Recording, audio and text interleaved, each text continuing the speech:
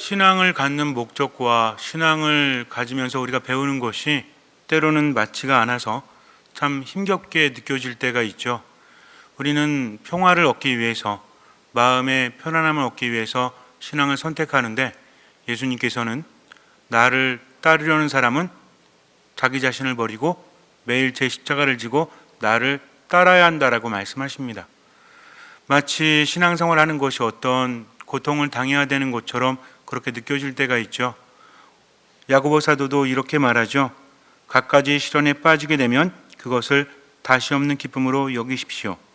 여러분도 알고 있듯이 여러분의 믿음이 시험을 받으면 인내가 생겨납니다.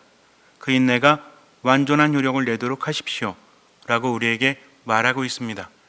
그러니까 믿음을 갖는 사람에게 시련이 찾아온다는 거죠. 그렇기 때문에 두렵기까지 해요. 하지만 한 가지 한번 생각해 봐야 할 것이 있습니다. 믿음을 갖지 않으면 시련이 오지 않나요? 예수님을 따라가지 않으면 고통이 찾아오지 않나요? 세상을 제대로 봐야만 우리가 그분을 따를 수 있다라는 거죠. 마치 신앙을 갖기 때문에, 예수님을 따르기 때문에 고통과 시련이 온다라고 생각해서는 안 된다는 것입니다. 어차피 세상이라는 것은 고통 없이는 살아갈 수 없죠. 믿음을 갖지 않은 사람도 고통 속에서 헤매기 마련입니다. 그렇기 때문에 우리가 믿음을 갖든 믿음을 갖지 않든 우리에게는 고통과 시련이 찾아올 수밖에 없다. 그러나 믿음을 가진 사람은 그것을 다르게 받아들인다는 거죠. 그래서 시련이 찾아올 때 믿음이 있기 때문에 시련이 찾아오는 것이 아니라, 믿음이 있는 사람은 시련을 다르게 생각한다는 거죠. 어차피 우리에게 찾아올 고통과 시련이라면 그것을 통해서 인내를 갖는 것입니다. 그러니까 세상을 다르게 보는 사람들이 바로 믿음을 가진 사람이라는 거죠. 그래서 이 인내가 효력을 나타내게 되면 많은 것들을 얻을 수 있다는 것입니다. 그런데 여기서 중요한 게 있죠. 여기서 인내라는 것은 그냥 나 혼자 참는 것이 아닙니다. 어떻게 하는 거죠? 늘 나와 함께 하시는 하느님과 함께 살아간다는 거죠. 믿음이 있는 사람은 기적을 일으킵니다. 왜냐하면 하느님께서 함께 하시기 때문에 그래요. 우리가 늘 잊지 말아야 되는 것은 하느님께는 모든 것이 가능하고 믿음이 있는 사람에게도 모든 것이 가능하다는 거죠. 그냥 나 혼자 참고 나 혼자 견디고 괴로워서 죽을 지경이 돼도 인내하자 이것이 아니라 뭐 하는 사람? 하느님께 의지하고 기도하는 사람. 그래서 힘들 때 참는 것이 아니라 기도의 기회로 삼는 거죠. 가장 중요한 것은 하느님께서 함께 하신다는 것을 믿는 사람이에요.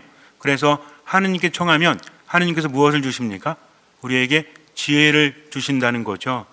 하느님의 방식을 알려주시는 겁니다. 내가 원하는 대로 세상을 이겨나가는 것이 아니라 하느님께서 우리에게 주시는 지혜로서 세상의 길을 찾아간다는 거죠. 어렵고 힘든 그런 삶 속에서도 살 길을 우리는 볼 수 있다는 것입니다. 무엇이 있기 때문에? 지혜가 있기 때문에 그래요. 정말 필요한 것은 바로 지혜입니다. 나머지는 하느님께 맡기는 거죠. 내가 길을 찾았으면 그 길을 가면 돼요. 그러면서 맞이하는 모든 것들은 하느님께서 알아서 치워주시고 하느님께서 알아서 이끌어 주신다는 것입니다. 그런 믿음이 있기 때문에 우리는 살아갈 수 있어요. 그렇다면 지혜가 있는 사람은 어떻게 기도합니까? 의심 없이 기도한다는 거죠. 우리가 믿음을 갖는다, 이것은 뭐의 반대입니까? 의심을 갖는다의 반대라고 말할 수 있다는 거죠. 의심하는 사람은 어떤 사람이라고 그래요? 의심하는 사람은 바람에 출렁이는, 그렇죠, 파도, 바다와도 같다라고 합니다.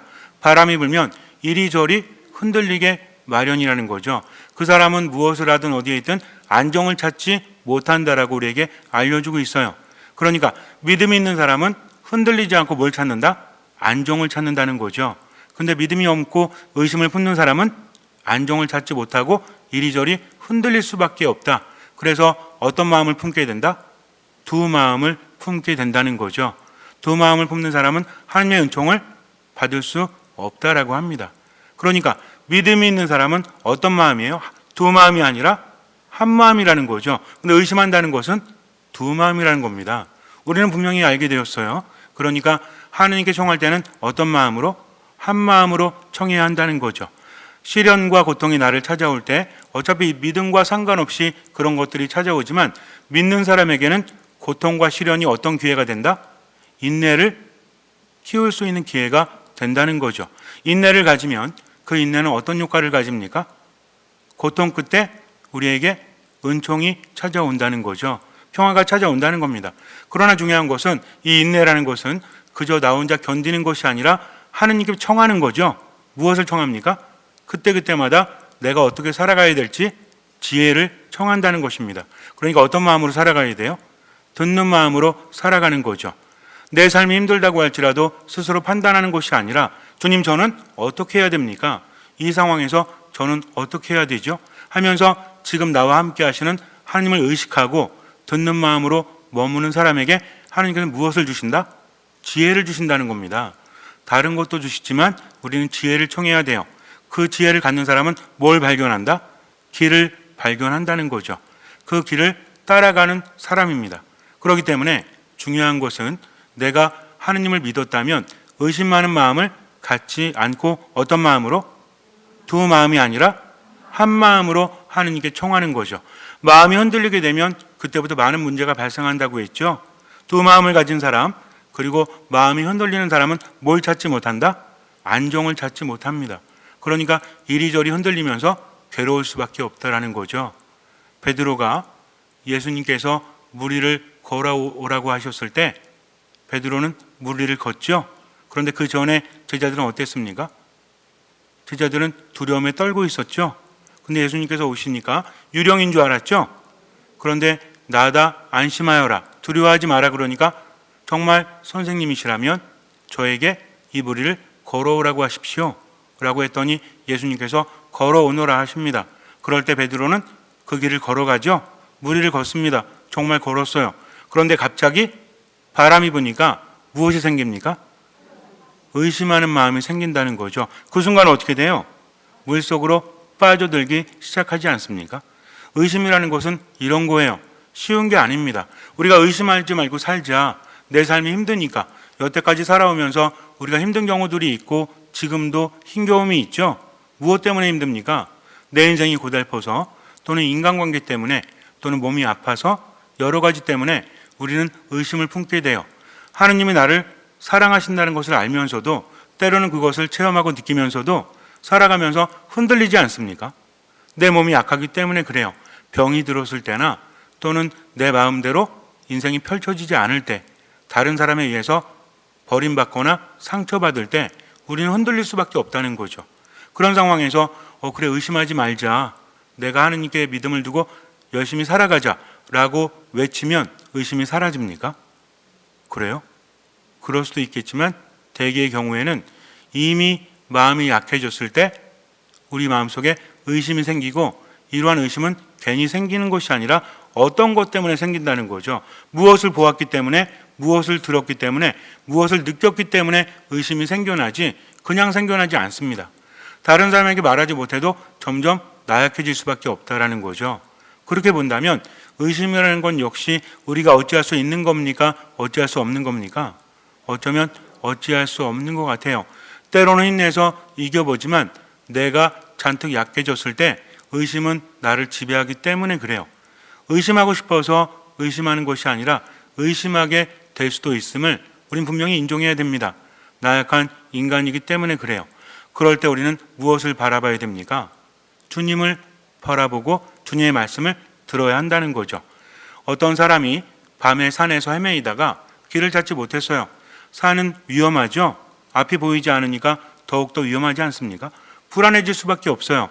햇빛이 있을 때는 불안하지 않았는데 햇빛이 없으니까 보이는 게 없고, 밤이 되면 온갖 맹수들이 있고 또 절벽도 제대로 보이지 않으니까 겁이 날 수밖에 없습니다. 그래서 이렇게 걷고 있는데 달이 뜨고 조금은 보여요. 그래서 조금 보이니까 다행이다라고 여기지만 완전히 보이지 않으니까 불안할 수밖에 없죠. 그래서 이렇게 헤매는데 묘지에 도착을 했습니다. 산을 헤매다가 무덤에 도착했으니 무서움이 더 커질까요? 작아질까요? 그래도 죽은 사람들이 사니까 좀 괜찮다? 그렇지 않습니다. 더 무서워진 거죠. 여러분들 밤에 혼자 산을 헤매다가 공동묘지에 도착했다고 생각해 보세요. 그럼 다행이다 싶어요? 아니면 더 두려워집니까? 더 두려워지죠. 왜? 죽음의 공포가 더 크게 느껴지기 때문에 그래요. 그런데 저쪽에서 뭐가 일렁이고 있는 겁니다. 저게 뭐지? 자꾸 이렇게 움직입니다. 묘지에서 뭐가 움직인다는 것은 좋은 건 아닌 것 같아요. 귀신인 것 같기도 하고. 좀 가보니까 어떤 애가 막 뛰어놀고 있어요, 묘지에서. 한밤중에. 말이 됩니까, 이게? 말이 안 되는 거죠. 처음엔 되게 무서웠어요. 그래가지고 바짝 얼어가지고 이렇게 있는데 계속 뛰어놀고 있습니다. 가만히 보니까 귀신 같지가 않아요. 그래서 불렀습니다. 얘야, 왜 그러세요, 아저씨? 너는 사람이니 귀신이니? 사람인데요? 너는 어떻게 밤에 이렇게 묘지에서 놀고 있니? 무섭지 않니? 그랬더니 안 무섭대요. 왜 안 무섭니? 그랬더니 아이가 말하기를 우리 아빠가 묘지기예요 라고 말합니다. 얘는 맨날 어디서 논 거야? 묘지에서 논 거죠? 묘지가 안 무서워서 안 무서운 게 아니라 누가 있기 때문에? 아빠가 있기 때문입니다. 가만히 한번 생각해 보세요.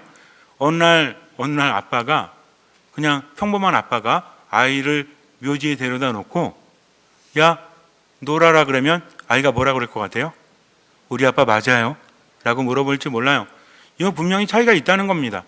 아빠가 함께 있기 때문이 아니라 그것뿐만이 아니라 아빠가 묘지기이기 때문에 그래요. 이 아이는 어릴 때부터 아빠를 믿고 거기서 놀았기 때문에 그래요. 아이에게는 묘가 아니라 뭐예요? 놀이터인 거죠. 왜?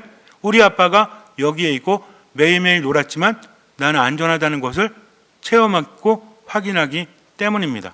이 차이가 뭔지 아시겠습니까? 어느 날 갑자기 아빠가 데려다 놓고 놀라는 것이 아니라 아이는 계속해서 아빠와 함께 거기에 있었다는 거죠. 이게 체험이에요. 믿음도 마찬가지입니다. 그렇다고 하느님이 묘지기란 말이 아니라 내가 어느 순간 갑자기 믿음을 가져야 되겠다? 의심을 갖지 말아야 되겠다? 우리는 신앙에 대해서 의무만 강조합니다. 그러다 보니까 내가 많이 알면 알수록 마음은 더 작아지는 거죠. 그만큼 못하잖아요. 믿음이 있습니까? 주님의 말씀대로 살아갑니까? 못하잖아요. 그러니까 신앙 그러면 괜히 작아지는 것 같고 아는 것도 없는 것 같고, 그러나 그렇지 않습니다. 가장 중요한 것은 내가 뭔가를 잘하기 때문이 아니라 그분이 우리를 사랑하시기 때문이라는 거죠. 정말 중요한 것은 내가 그분의 사랑을 느끼지 못하기 때문에, 그분이 나를 얼마나 사랑하시는지, 그분이 어떤 분이신지를 알지 못하기 때문에 그래요. 그래서 신앙에 있어서 가장 중요한 것은 무엇이다? 하느님이 어떤 분이신지 아는 거죠. 그분이 능력이 있고 그분께는 불가능이 없다, 이런 거 아는 게 아니라 그분이 나를 얼마나 사랑하시는지. 하느님께서는 나를 얼마나 사랑하십니까? 나를 나보다 더 사랑하세요. 이건 굉장히 중요한 겁니다. 사람들은 자기를 가장 사랑해요. 그런데 하느님은 나를 나보다 더 사랑하신다는 거죠. 또 나를 나보다 더 잘 아신다는 겁니다.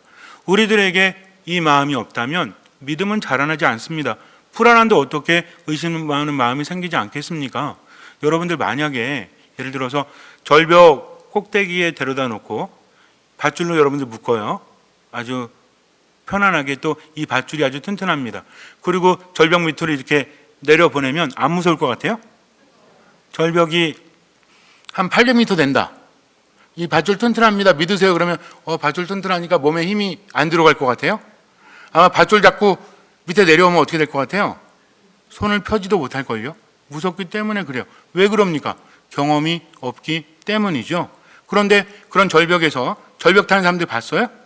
그 사람들은 왜 그렇게 잘 타죠? 간이 다른 사람보다 2배로 커서? 왜 그래요? 계속 그렇게 경험을 했기 때문에, 자신의 도구를 믿기 때문에 그래요. 그래서 우리 가끔 그럴 때 있잖아요. 높은 산에 가면 다리가 있는데 이 다리가 밑에가 보이는 다리가 있고 안 보이는 다리가 있습니다. 근데 밑에 보이는 다리 아세요? 요즘에 그런 거 많이 만들죠? 그러니까 투명해가지고 밑에가 보여. 그럼 어때요? 다리가 후들후들 거리지 않습니까? 근데 거기 맨날 가는 사람은 그럴 것 같아요? 처음엔 그렇지만 일하는 사람들은 아무렇지도 않게 지나간다는 거죠. 예전에 한번 제가 갔는데 거기가 확실히 어딘지 기억이 나지 않지만 이 주변을 테라스 같은 거를 밑이 보이게 만들었습니다. 사람들이요, 처음에 온 사람들은요 벽 잡고 걸어요. 막 왜? 무섭잖아. 근데 거기에서 이렇게 좀 서빙하는 분들은 막 이렇게 지나갑니다. 왜 그래요? 이 사람들은 맨날 지나가 봤지만 무너지지 않는다는 것을 알기 때문에 그래요. 아래를 쳐다보지도 않습니다. 근데 겁나니까 자꾸 어디 쳐다봐? 아래 쳐다보죠. 아래 쳐다보면 어떤 생각이 들어? 떨어지면 죽겠구나 라는 생각이 듭니다. 그러니까 더 불안하고 두려울 수밖에 없다라는 거죠. 의심이라는 것은 내가 원하기 때문에 생겨나는 것은 아닙니다. 원치 않기 때문에 더욱더 많이 생겨나죠. 그리고 우리가 살아가는 세상은 의심을 커지게 만들어요. 그렇지 않습니까? 우리 몸도 그렇게 되어 있죠. 날이 갈수록 약해지지 않습니까? 어릴 때는 어때요? 잘 몰라요. 어릴 때는 뭐 아프면 어디 가면 된다? 병원 가면 된다. 여러분들 조그만 아이가 엄마 이 병원에 있는 의사가 확실히 능력이 있는 의사예요. 이 의사가 경험이 얼마나 됐고 어느 학교 나왔고 또 수술은 몇 번이나 했고 이런 거 물어봐요? 안 물어봅니다. 그냥 엄마가 시키는 대로 가서 치료받죠. 애는 그냥 순간이 중요해. 주사가 아플 거야. 그러니까 이런 것만 신경 쓰죠. 또 어른들은 어때요? 병 걸려봐. 여기가 정말 용한지 그렇지 않은지. 그러다 보니까 유명하다 싶은 데는 예약하면 얼마나 걸려? 몇 개월 걸리잖아요. 얼마 전에도 어떤 분이 아픈데 유명한 의사가 있대요. 종합병원도 아니야. 개인 병원인데 거기 예약을 하면 3개월, 6개월 걸린대요. 볼 때까지. 왜? 워낙 많은 사람들이 있기 때문에 그래요. 그럼에도 거기 가려고 하죠. 왜 그렇습니까? 우리 마음이 그렇게 약하기 때문에 그래요. 그 사람이 용한지 안 한지 이것도 중요하겠지만 100% 다 고칩니까? 그런 보장도 없죠. 그래도 우리는 좀 더 나은 사람에게 치료를 받고 싶어 하죠. 우리 몸은 계속 가면서 그럴 거예요. 더 그럴 거예요. 점점 더 몸에 힘이 빠지기 때문에 그래. 옛날에는 어땠습니까? 쨍쨍했잖아요. 그죠? 머리끝부터 발끝까지 쨍쨍했죠? 젊을 때는. 그러니까 뭐 아플 수도 있지 이렇게 생각했죠? 나이가 들면 어때? 옛날에 먹지도 않는 거 먹죠? 여러분들 아들, 딸들한테 젊은 애들한테 영양제 먹어라 뭐 먹어라 이렇게 너무 먹어요? 저도 안 먹었어요. 저도. 근데 나이가 드니까 어때? 먹지 말래도 꼬박꼬박 챙겨 먹고 있죠. 왜? 몸이 나약해지기 때문에 그래요. 마음은 또 어떻습니까? 정신은 또 어떻습니까? 어쩌면 우리가 세상을 살아가는 것이 정말 나를 불안하게 만드는 것을 확인하는 그런 시간인지도 몰라요. 그러니까 우린 나약해질 수밖에 없다라는 거죠. 그래서 누굴 부러워합니까? 젊은 사람을 부러워하죠. 그러니까 80, 90 되신 분들은 뭐래? 내가 60만 됐어도 라고 말합니다. 60은 또 뭐래? 내가 50만 됐어도. 50은 뭐라 그래? 내가 40만 됐어도. 근데 웃기는 건 30대도 그러더라고요. 내가 20대만 됐어도 라고 말한다는 겁니다. 우리는요 약해질 수밖에 없어요. 왜 그걸 인정하지 않습니까? 믿음이 없다고요? 믿음이 없을 수밖에 없죠. 세상이 그렇게 만드니까. 그럼 어떻게 하면 믿음 생겨요? 우리가 믿음을 1000번 외치면 믿음이 생깁니까? 그렇지 않다는 겁니다. 생각을 바꿔야 돼요. 함께 살아가야만 믿음은 생겨나는 겁니다. 그분의 말씀을 듣고 말씀 안에 머물다 보면 하느님께 의지하면서 꾸준히 기도하다 보면 그분을 알게 된다는 거죠. 체험하면 체험할수록 어떻습니까? 점점 깊어진다는 거죠. 인간은요 동물에 비해서 능력이 비천합니다. 그러나 경험하면서 깨닫게 되죠. 전문가들 보세요. 정말 대단하지 않습니까? 보통 사람들은 못해도 매일 그것을 하고 연구하고 열심히 하기 때문에 어때요? 거기에 대해서는 전문가가 된다는 거죠. 이것을 우리는 알아야 됩니다. 어느 순간에 나는 왜 의심하지? 믿음이 생겨나야지. 이것이 아니라 하느님과 함께 살아가면 된다는 거죠. 걱정하지 마세요. 하느님께서 이러지 않으십니다. 야, 너는 왜 딴 사람에 비해서 믿음이 자라나지 않아? 이렇게 말씀하십니까? 그렇지 않습니다. 할 수 있는 만큼 최선을 다하면 나보다 나를 더 사랑하시는, 나를 나보다 더 잘 아시는 그분은 우리의 목자시잖아요. 우린 그분의 양이잖아요. 목자하고 양에 대해서는 제가 여러분에게 정말 자주 말씀드렸죠. 목자는 어떤 사람이에요? 양을 보살피기 위해서 하루 종일 고생합니다. 그래서 양이 풀 뜯고 돌아와서 우리에 들어갈 때까지 다 보살피죠. 그 다음에 목자는 또 뭐합니까? 쉬는 게 아닙니다. 양들이 들어왔을 때 양들이 굉장히 이기적이라고 그랬죠. 그래가지고 어떻게 지는 배불리 먹었으면서 들어와서 새끼들한테 젖을 주지 않아요. 물론 와서 이렇게 합니다. 근데 새끼들이 안 오잖아요. 그럼 그냥 들어가. 안 기다려. 그러면 남은 새끼는 어때요? 양들이 눈이 나쁘다고 그랬죠? 어미도 1m 정도 앞에 분이 안 보인다고 그랬죠? 새끼 양은 더 잘 보여요? 더 안 보이겠죠? 그러니까 어미하고 새끼하고 이렇게 서로 찾다가 못 찾으니까 여러분들 같으면 기다리겠죠? 근데 양은 그냥 들어간다니까? 그럼 새끼는 어때? 엄마 못 찾았잖아요. 그럼 못 먹죠? 그럼 큰일 납니다. 누가 챙겨요? 목자가 챙깁니다. 새끼 데려다 놓고 안기고 양젖을 이렇게 담아가지고 다 먹여요. 그리고 뭐 모르겠어요. 양은 트름을 하는지 모르겠지만 어쨌든 기다렸다가 얘를 편안하게 우리에 놓고 그때서야 씻고 밥을 먹고 쉬게 된다는 거죠. 목자는요 끊임없이 양들을 바라봅니다. 그러면서 맞춤식 사랑을 베풀어 준다는 거죠. 그분이 이런 분이세요. 그러니 걱정할 필요 있다 없다? 없다는 거죠. 다만 내가 할 수 있는 만큼 최선을 다해서 듣지 않으면 믿음은 생겨나지 않습니다. 믿음이 생겨나면 의심은 사라지기 마련이에요. 여러분들도 뭔가 전문적인 것을 하면 처음에는 이게 될까 안 될까라는 의심이 생기죠. 근데 하면 할수록 어떻게 돼? 애들이 글씨를 배울 때도 처음에는 삐뚤빼뚤 이러죠. 여러분도 혹시 글씨 쓸 때 삐뚤빼뚤 될까 걱정하십니까? 물론 더럽게 못 쓰는 사람은 그렇겠지만 어른이 되면 자기의 필자가 생겨나지 않습니까? 애들이 필자가 있어요? 애들 필자는 엉망진창이죠, 그죠? 어떤 글씨는 크고 어떤 글씨는 작고. 그런데 자꾸만 쓰면 쓸수록 어떻게 됩니까? 자꾸 글씨를 쓰는 사람은 이뻐지고 또 노력하니까 체가 잡히죠. 나중에 삐뚤빼뚤 걱정하지 않습니다. 왜? 알기 때문에 그래요. 체험하기 때문에 그래요. 우리도 마찬가지예요. 자꾸만 말씀을 듣고 말씀 안에 머물고 주님께서 함께 하심을 의식하면서 그분께 지혜를 청하고 또 기도하고 이렇게 매 순간순간 뭐하는 사람? 묵상하는 사람, 하느님과 함께 머무는 사람은 그분을 느끼게 된다는 겁니다.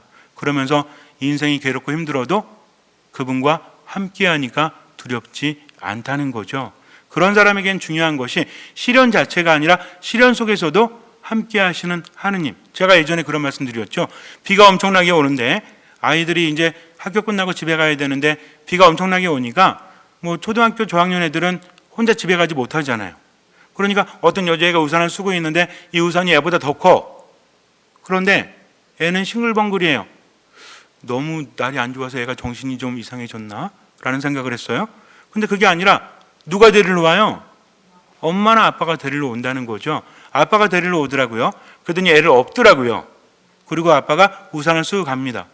그러니까 얘는요 평상시보다 뭐야? 더 좋은 거야. 근데 아빠랑 가면서 그 앞에 있는 어디 들렸을까요? 분식집에 들리더라고요. 그러면서 애가 좋아하는 거를 막 사주더라고요, 아빠가. 근데 아이를 바라본 아빠 얼굴이 어땠어요? 짜증나게 오늘 비가 오는 날 여기까지 와서 이 애를 데려가야 돼 이래요? 애가 먹는 거 보면서 어때? 아빠는 정말 기뻐하죠. 아이는 더 기뻐합니다. 왜? 아빠가 오니까 비가 오는 날이 오히려 행복하기 때문에 그래요. 그럴 때 애들은 어때요? 비가 오는 날이면 오히려 기대하는 마음을 갖고 있죠. 이게 믿음이에요. 우리도 마찬가지입니다. 시련 속에서도 내가 하느님을 느끼기 때문에 지금은 살아갈 수 있는 겁니다. 그래서 의심하는 마음이 생겼을 때는 우리는 생각해 봐야 돼요. 내가 그분 안에 제대로 머물지 못했구나. 어떻게 해야 되겠다? 이제는 매 순간순간 머물러야 되겠다. 물론 미사, 말씀, 기도 안에 어떤 마음으로? 듣는 마음으로 머물러야 돼요. 그리고 힘든 일이 있을 때 혼자 좌절하거나 판단하는 것이 아니라 뭐합니까? 기도하는 거죠. 그럼 힘이 생겨요, 안 생겨요? 생깁니다. 정말 생겨요. 어차피 기도하지 않아도 고통은 시련은 우리를 찾아오게 되어 있기 때문에 그래요. 그러니까 그런 일이 있을 때 기도하는 사람은 기도의 기회가 될 수 있다는 거죠. 말씀을 듣고 할 수 있는 만큼만 살아가 나머지는 주님께 맡깁니다. 그러면서 뭘 하게 돼요? 체험을 하게 돼요. 주님께서는 정말 필요할 때 도움을 주시고 나와 함께 하신다는 것을. 그 다음부터는 삶이 달라질까요? 안 달라질까요? 달라질 수밖에 없습니다. 믿음이 커갈수록 의심은 사라질 수밖에 없다는 거죠. 그러니까 의심하는 나를 걱정하지 말고 뭘 키우면 돼? 믿음을 키우면 돼요. 마음이 한 마음이 되면 이 마음을 모아서 청하면 무엇이든 아버지는 들어주십니다. 자꾸 마음이 갈라지니까 마음을 모으지 못하니까 제대로 청하지도 못하기 때문에 이루어지지 않는 것이죠. 잠시 눈을 감으세요. 마음을 모아 청하면 무엇이든 들어주십니다. 근데 의심이 이 마음을 갈라지게 한다는 거죠. 나는 왜 의심할까? 아무리 고민해도 해결 방법은 없습니다. 중요한 건 뭐냐면 자꾸만 그분을 느끼는 거죠. 미사 안에 머무는 겁니다. 말씀 안에 머무는 겁니다. 그리고 기도하는 겁니다. 어려움이 있을 때마다 기도하고 할 수 있는 만큼 최선만 다하세요. 나머지는 맡기십시오. 그럴 때 함께 하신 하느님께서 나를 이끌어 주십니다. 나는 체험을 하게 되죠. 하느님을 느끼게 됩니다. 그 다음부터 삶은 조금씩 변하게 되죠. 의심은 사라지고 믿음은 점점 더 커집니다. 그러니 아무것도 판단하지 말고 모든 것을 주님께 맡기십시오. 듣는 마음으로 지금 여기에서 최선을 다하십시오. 주님께서는 그 믿음을 보시고 우리 삶에 놀라운 기적을 일으켜 주실 것입니다. 아멘.